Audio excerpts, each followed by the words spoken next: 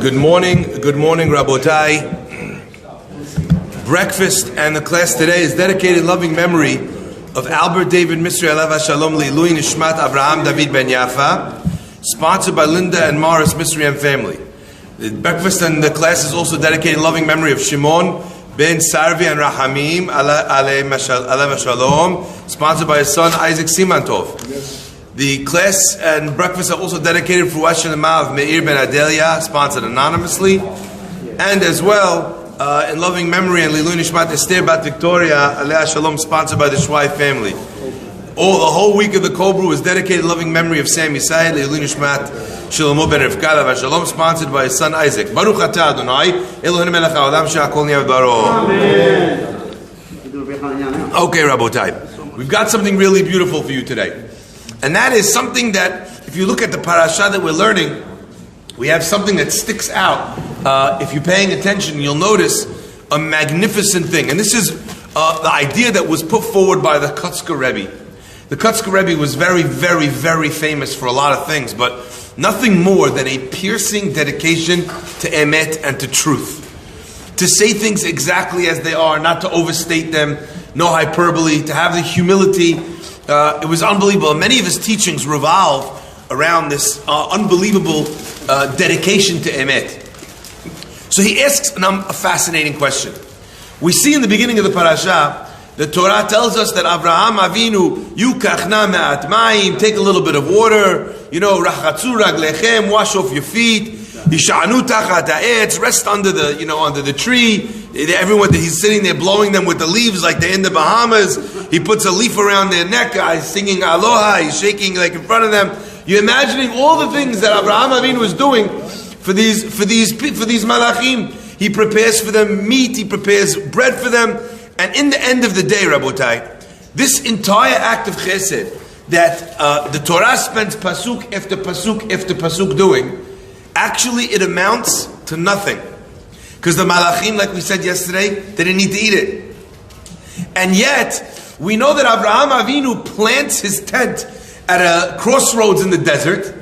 We know that he opens up for all the people that are passing by. Vayita, Eshel. Our rabbis tell us, what's Eshel? He planted a tree. Who cares if he planted a tree? The answer is, Eshel is Achila, Shitiyah, and Lina. He literally opens up a free hotel where you could eat and you could sleep and you could drink all for free. Ya'ani Club Med for Orchim. Non-stop entertainment. Whatever you could need, Avraham opens for you. Asks the Kotzker Rebbe, I don't understand. When it comes to a chesed that was a non-chesed, nothing actually happened from the act. The Torah gives you all sorts of explanations, pisukim, and he's running, and there's animals, and there's bread, and there's this, and there's that. And when it comes to the fact that Avraham builds an entire chesed factory, feeding men and women and children non-stop, what does the Torah give him? Eshel. It gives him an abbreviation of 3 letters. How could it be? I remember when I was a bachur in Eretz Israel, there was a popular eatery with the yeshiva boys. It was called Eshel Avraham. It was in Jerusalem, and you remember it at the top of Yirmiyahu. I don't know if it still exists, but the guys loved it. It was a very cheap place where you could get shwarm and all things, young yeshiva guy. Okay, so the question is, why would it pump up a non-act of chesed? And when it comes to this unbelievable act of chesed, it tells you eshel. How can that be? Good question, right? Rabotai, I want to share with you a magnificent question which I think also answers this one and teaches us an unbelievable lesson. Rashi says, when Avraham Avinu looked out and he saw these passers-by, Rashi says, Kasavur, he thought that they were Aravi, that they were not angels, but rather that they were Arabs, Umishtachavim la'avak raglehem, and that they bowed to the dust on their feet. Now the question they ask is a very beautiful question. First of all, why does min wen lewen? Is that something that Arabs are famous for? Bowing down to the dust of their feet? We don't find that in any other place. So why exactly does the Rashi go out of his way And does Avraham Avinu go out of his way to tell them to wash their feet if that's not something which is associated with Arabs? Rabotai, this is unbelievable. The answer is so powerful. Avraham Avinu tells them to wash their feet. Why? Rashi says, since they bowed to the dust of their feet. He didn't want the Avodah Zarah coming into his holy house. So he says, before you come into my house, wash dafka your feet. He doesn't say wash your face, clean your mustache. He tells them to wash the dust off their feet. Why? He didn't want the Avodah. But which Avodah Zarah was this? Rabotai, every time the Gemara talks about the Arab merchants of that time, they are described as tayya. Okay, what does that mean in Aramaic? It means they're traveling salesmen. Where else do we find this? Later on, when it comes to Yosef, there's traveling Arab merchants. Rashi tells us what they used to sell. They used to sell neft. Ironically, back then the Arabs were selling fuel. Until this day, the Arabs are selling fuel. Okay? So there's something unbelievable about this. We know that an Arab is a traveling salesman, at least at the time. But from where to where that he becomes someone that worships the dust of his feet? And the answer is, Avraham Avinu understood that a traveling salesman says what you imagine a traveling salesman to say. He sits down at the table and he's hakiing with his friend. And he says, I went to China and I got myself, I'm making the shirts for 30% cheaper than the next door neighbor. I'm killing it. The next guy says, oh yeah, that's nothing. Instead of traveling to China this time, I traveled to I don't know where, Senegal. I'm making shirts over there for half the price of China. The other guy says, well, it's true that you got to Senegal, you're cheaper than me. But at the same time, what you don't understand is that now I have a deal with Vietnam, and Vietnam is connected with Cambodia. So not only am I producing over there, I get to sell my goods over there in Cambodia. And you don't know the fact that it's hard to travel and be away from family. But that traveling that I've done to Vietnam, to Cambodia, to Sri Lanka, it's unbelievable. I went to Mexico, I made 3 times the amount. Rabotai, a traveling salesman, he worships the dust of his feet. He thinks that the traveling that he's doing is what's bringing him his parnasah. That's what Avraham Avinu was saying. That if he's traveling salesman, you're going to come in here and you're going to talk at my table about how you traveled there and that's why you made money. You didn't make money because you traveled there. You made money because HaKadosh Baruch Hu wanted you to make money. That's why you discovered this seller in that place. You did not lose a shidduch because you didn't say the right things. You didn't say the right things because that was not your shidduch. You didn't not get the job because someone didn't put in a good word for you. Someone didn't put in a good word for you because God didn't want you to have that job.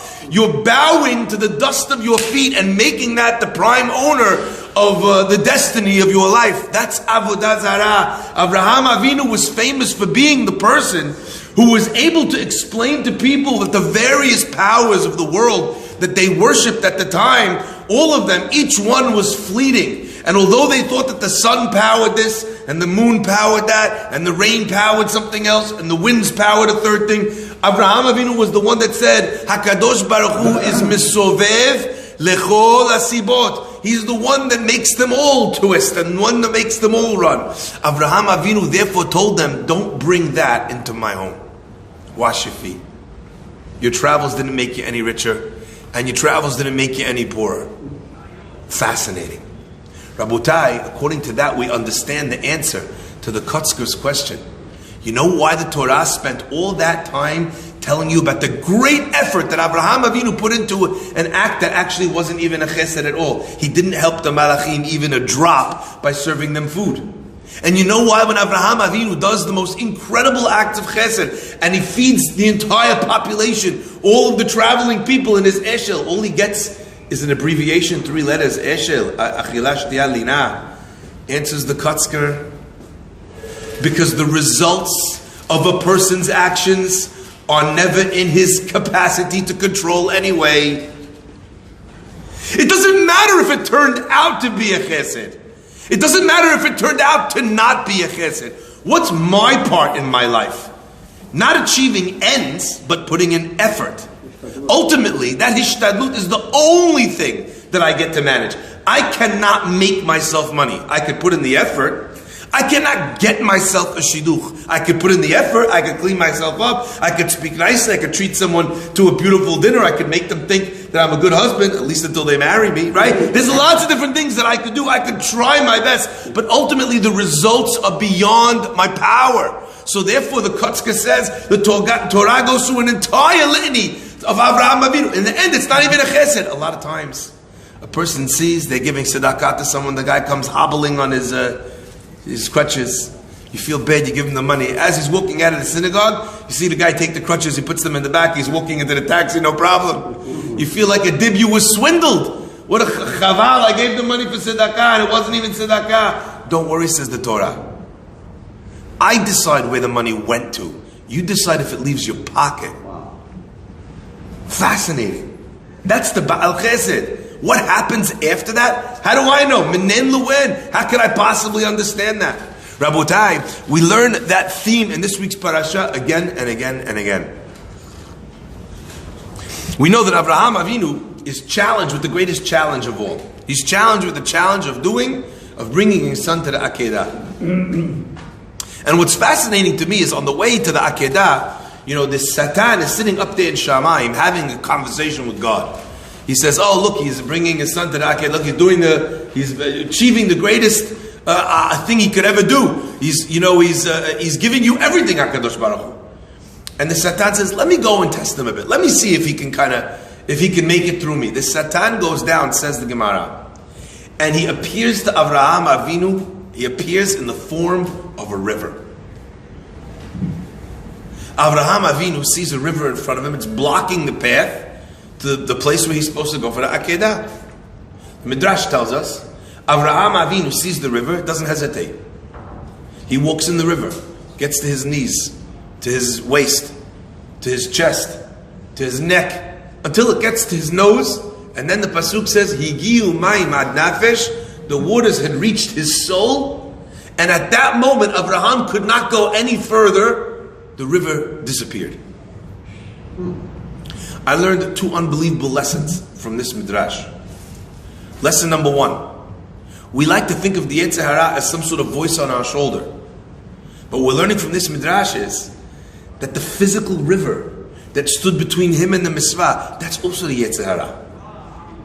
And the lack of a parking spot when you're trying to come to shul and you're getting more and more fed up because now you came early and you circled the block 6 times already and now you missed Baruch Shema, and then you come into shul and then someone says to you, "Oh, good morning. You're here early for mincha," and you are burning lava inside. Yetzer Hara. It's your test. When you see a test, a person has to recognize. When you see a challenge standing between you and doing the right thing, the only response a person should have is to take one more step forward. Because when a person actually steps to the challenges that Borei Olam puts in front of him, he's doing all that he should. And if he's done all that he should, then the purpose of the impediment, the purpose of the nisayon has been fulfilled. It's purposeless. There's no point anymore. You beat it. And once you beat it, what happens? It gets pulled away. It's fascinating. It does not say that Avraham Avinu went up to his nose and then he started swimming underwater. It doesn't say that. He went as far as he could go. You don't have to go further than you can go. The minute you hit that place where you've done everything you can, the river disappears. There are disappearing rivers in everybody's life. The challenge is, we look at the river, we think how deep it is, we remember how much we could swim. We tell ourselves, I'm not going to make it. So we don't even bother stepping in.